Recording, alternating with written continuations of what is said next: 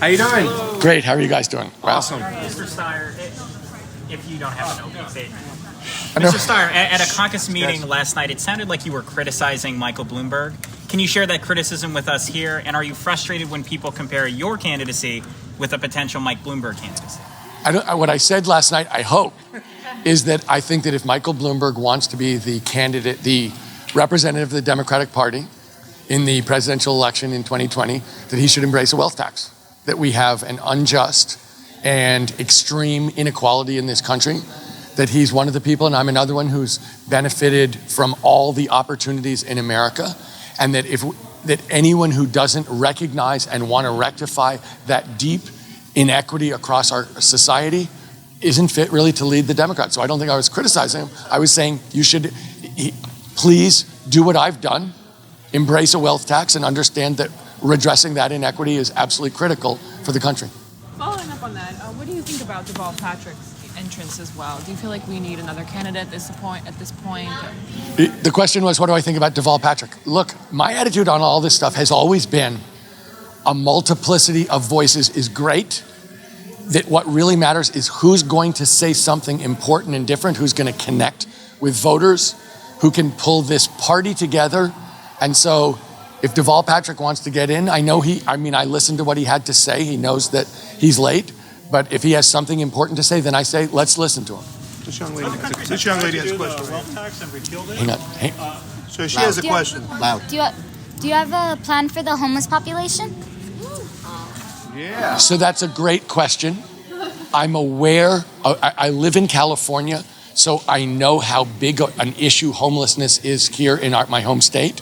I also have seen it growing across this country. The plan we have to have is to build more units across society and to give people not just a roof over their head, but also a suite of support services for people who've been on the street. So it's part of a lack of housing society-wide that we have to address, which is a question of rules and resources. But beyond that, it's a question of support in a suite of things that will let people move into housing successfully. Now, can you explain it like if I'm 11? Excuse me? Now, can you explain it like if I'm 11 years old? Yes. Are you 11 years old? Yes. We need to build more houses so people have a place to stay. And we have to be able to give them health support so that when they move in there, they can live there successfully and be part of society again. So it's about building a house for them to live in and letting them feel good about themselves, and then they can leave that house during the day and go out and be productive. Hey, nice. Is the question, do I support Prop 13 reform? Yeah. Is the question about split roll? Yeah. Yes. Unequivocally. Yes. Do you guys know it? I mean, do you know the issue? You want me to explain the issue to people? I know the issue too.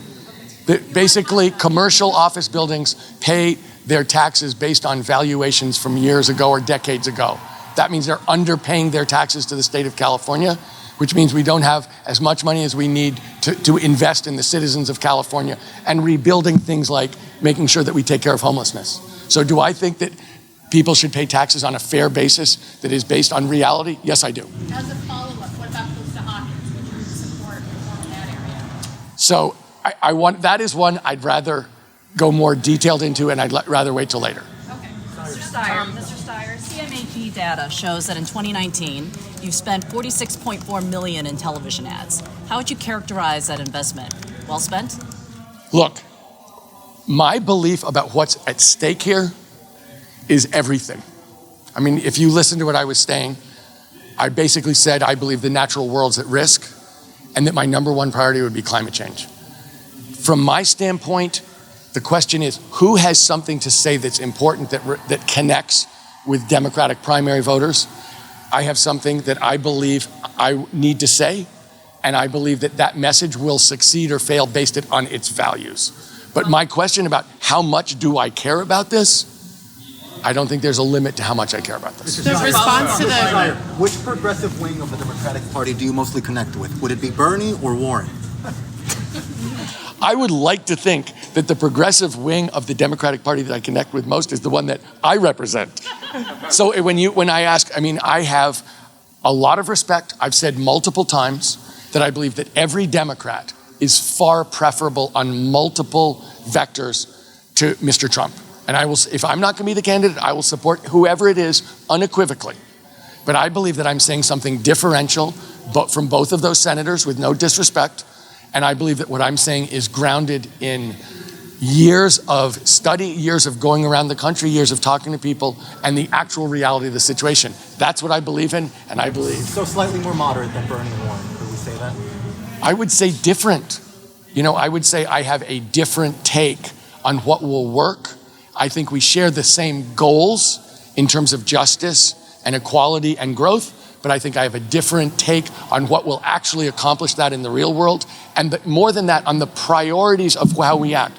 Look, I've said priority one's climate change. State of emergency on day one. I think that's different from everybody else. I think that's the real world, just to be clear. Where do you stand on Bolivia? Where do you stand on Bolivia? Would you go as far as to call it a coup? Look, there was obviously a breakdown in the political system in Bolivia. It's the end of years of dysfunction. And this, I think what you saw was a broken political system with people stepping in without, really being voted in, but also pushing somebody out who also hadn't really been voted in. So I think to use language that describes a different situation is inaccurate. What we see there is really political dysfunction on a grand scale after years of really struggling. Do you think the United States should play a part as far as funding people in those coups?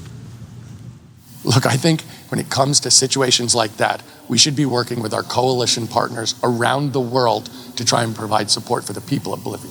But do I believe that we should be going in the way that you suggest, unilaterally? That's not no. Oh my God. Does Kamala Harris's decline in the polls create an opportunity for you in California to pick up delegates? People know you here. You've worked here a long time.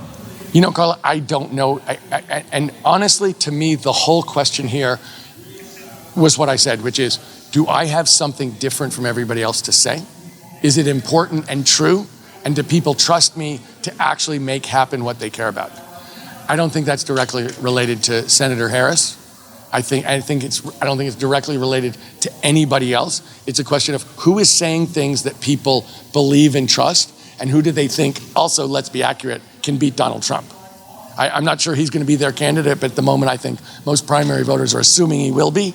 And if he is, I think people want to feel like whoever the Democrat is has got to be able to stand up to him, specifically economically, and take him down for the failure that he really is on the economy.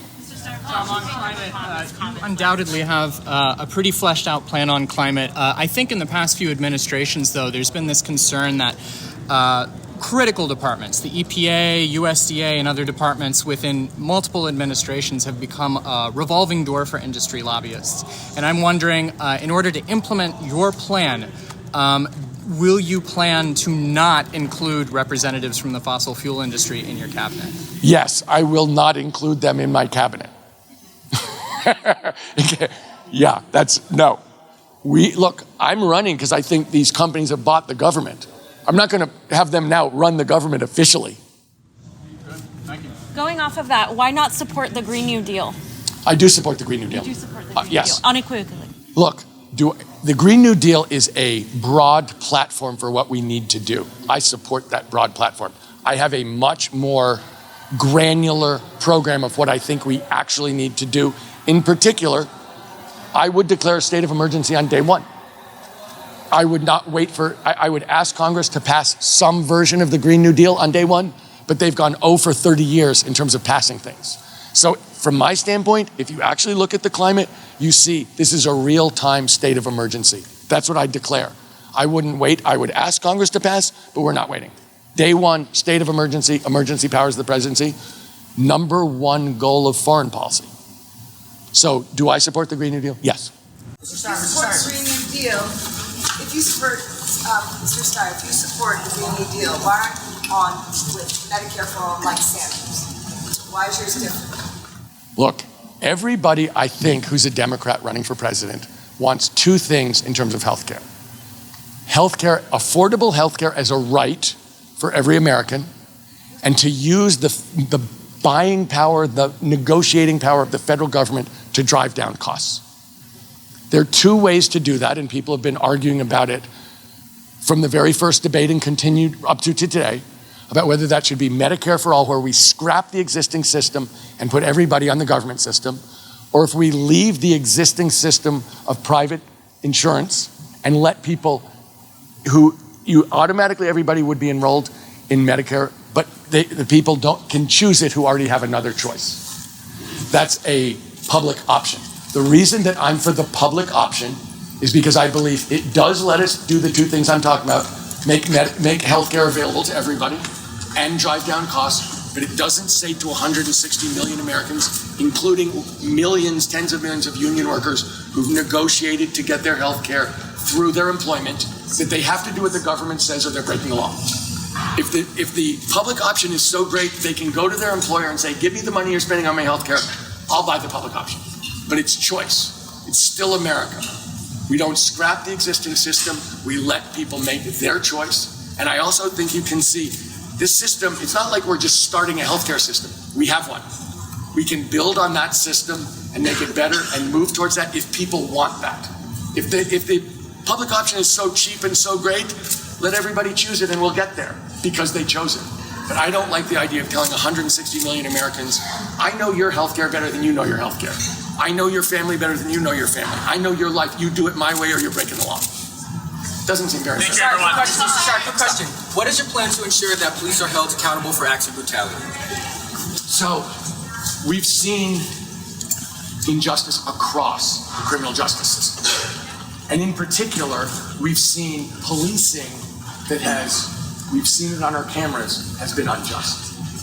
So when we think about it, there's a number of things we can do to prevent it in the future that involve resources, training, more community-based policing, specifically making sure that happens, but also oversight, that the Justice Department can make sure that the police treat communities fairly, and we know that there's been a racial bias in this.